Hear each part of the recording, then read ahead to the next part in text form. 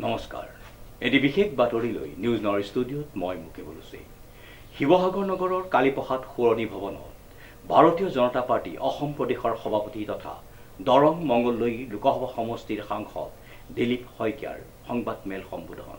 News নৰ এক বিশেষ প্ৰতিবেদন। কেন্দ্ৰীয় চৰকাৰৰ 11 বছৰ সম্পূৰ্ণ। শিৱসাগৰ নগৰৰ কালীপ্ৰসাদ সোঁৱৰণী ভৱনত বিজেপি শিৱসাগৰ জিলাৰ নতুন সমিতিৰ প্ৰথমখন কাৰ্যনিৰ্বাহক সভা সমাপ্তৰ পাছতেই ভাৰতীয় জনতা পাৰ্টিৰ অসম প্ৰদেশৰ সভাপতি তথা দৰং মংগলদৈ লোকসভা সমষ্টিৰ সাংসদ দিলীপ শইকীয়াৰ সংবাদমেল। উক্ত সংবাদমেলত সভাপতি দিলীপ শইকীয়াৰ উপৰিও ৰাজ্যসভাৰ সাংসদ ৰামেশ্বৰ তেলী, বিধায়ক সুশান্ত বৰগোহাঁই, ৰাজ্যিক উপসভাপতিদ্বয় তপন কুমাৰ গগৈ আৰু অজয় কোঁৱৰ উপস্থিত থাকে। আজি ধন্যবাদ জ্ঞাপন কৰিবৰ কাৰণে তেখেতৰ নীতি, তেখেতৰ সিদ্ধান্ত আৰু বলিষ্ঠ পদক্ষেপসমূহক অসমৰ 3.5 কোটি জনতাৰ হৈ কৃতজ্ঞতা জ্ঞাপন কৰাৰ কাৰণে আৰু 11 বছৰৰ সফলতাৰ আমাৰ যি দীঘলীয়া বৰ্ণিল যাত্ৰা, এই সন্দৰ্ভত আমি কিছু কথা ব্যক্ত কৰাৰ বাবে এই সংবাদমেল আয়োজন কৰিছোঁ।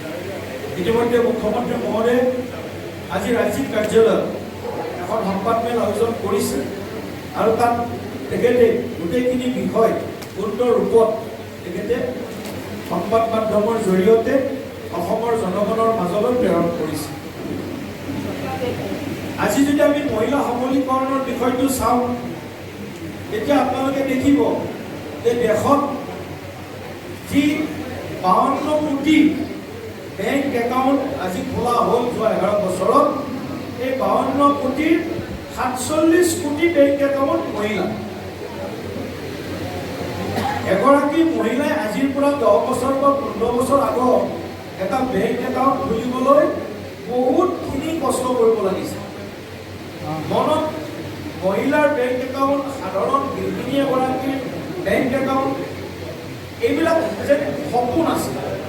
কিন্তু আজি মোদী ডাঙৰীয়াৰ নীতিৰ কাৰণে আৰু আৰ্থিকভাৱে সকলোকে সমাহিতকৰণৰ নীতিৰ বাবে, ফাইনেন্সিয়েল ইনক্লুচিভনেছৰ কাৰণে আজি আমি 47 কোটি মহিলাৰ নতুন বেংক একাউণ্ট খুলিবৰ কাৰণে সক্ষম হৈছোঁ।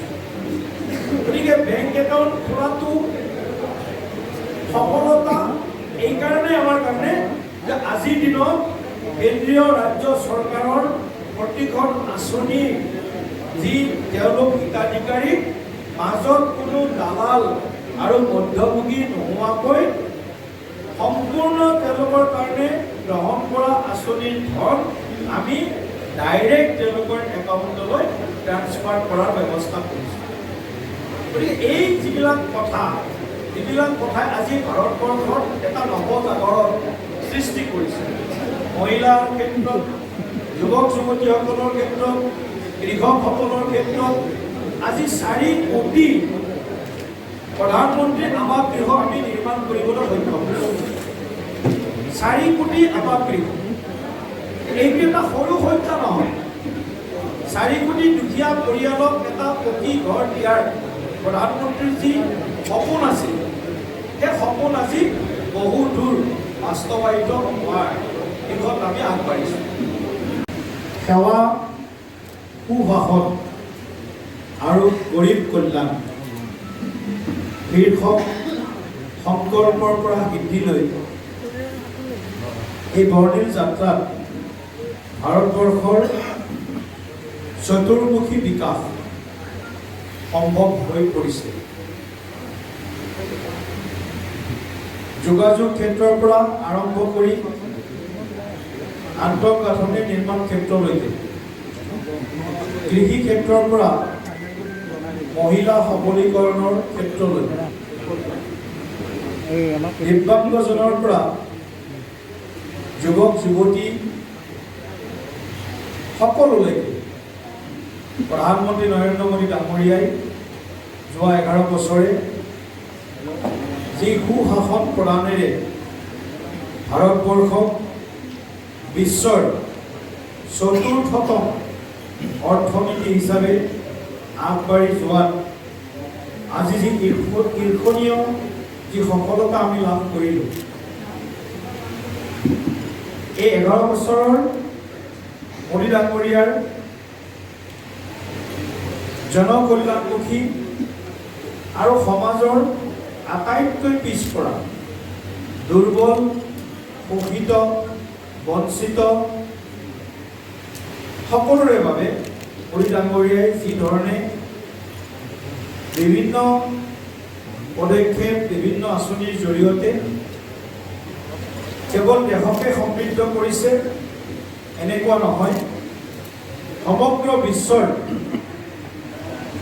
জিঅ' পলিটিকেল চিনাৰিও, গোটেই সমগ্ৰ বিশ্বত ভাৰতবৰ্ষ এক বৃহৎ শক্তি হিচাপে আজি নিজৰ পৰিচয় সবল কৰিবলৈ সক্ষম হৈছে।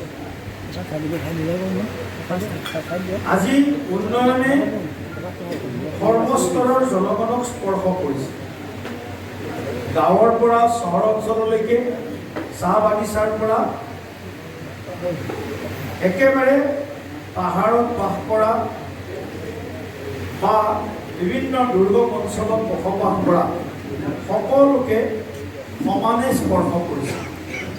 আৰু সেই হেতু আজি প্ৰধানমন্ত্ৰী ডাঙৰীয়াৰ বলিষ্ঠ ভৱিষ্যদৰ্শী নেতৃত্বত আজি ভাৰতবৰ্ষই বিশ্বৰ ৰাজনীতিৰ ক্ষেত্ৰখনৰ লগতে 140 কোটি ভাৰতীয়ৰ বাবে যি ধৰণে অৰ্থনৈতিক সমাহিতকৰণৰ কাম হাতত লোৱা হৈছে, ফাইনেন্সিয়েল ইনক্লুচিভনেছ বুলি যাক কোৱা হৈছে, অৰ্থনৈতিক সমাহিতকৰণ, সকলোকে সমাহিত কৰিছে। আপোনালোকে জানি সন্তোষ পাব বা অৱগত আপোনালোক যে 52 কোটি জনধন একাউণ্ট নৰেন্দ্ৰ মোদী ডাঙৰীয়াৰ নেতৃত্বত আজি আমি আৰ্থিক দিশটো টনকিয়াল কৰাৰ বাবে, বিশেষকৈ মহিলা শক্তিক যাতে আমি সবলীকৰণ কৰিব পাৰোঁ, তেওঁলোকক যাতে স্বাৱলম্বী কৰি গঢ়ি তুলিব পাৰোঁ আৰু তেওঁলোকে যাতে নিজৰ উপাৰ্জনৰ পথ নিজে বাছি উলিয়াব পাৰে, এই ক্ষেত্ৰত মোদী ডাঙৰীয়াৰ নীতি আৰু মোদী ডাঙৰীয়াৰ পদক্ষেপসমূহ আজি আমি দেখিছোঁ তাৰ বাস্তৱ ৰূপ দিলা। আত্মনিৰ্ভৰ অসম, আত্মনিৰ্ভৰ ভাৰত গঢ়াৰ বাবে কৃষি ক্ষেত্ৰখনত, আমাৰ আন্তঃগাঁথনিৰ ক্ষেত্ৰখনত, আমাৰ অৰ্থনৈতিক উদ্যোগ, বাণিজ্য, বেপাৰ, ক্ষুদ্ৰ উদ্যোগ, মজলীয়া উদ্যোগ, বৃহৎ উদ্যোগ, সকলো ক্ষেত্ৰত, বিশেষকৈ ব্যৱসায়িক ক্ষেত্ৰখনতো আমি আজি বিশ্বৰ বজাৰ এক অংশ দখল কৰিবলৈ সক্ষম হৈছোঁ। Amit Kumar Sharma report, news now 24/7।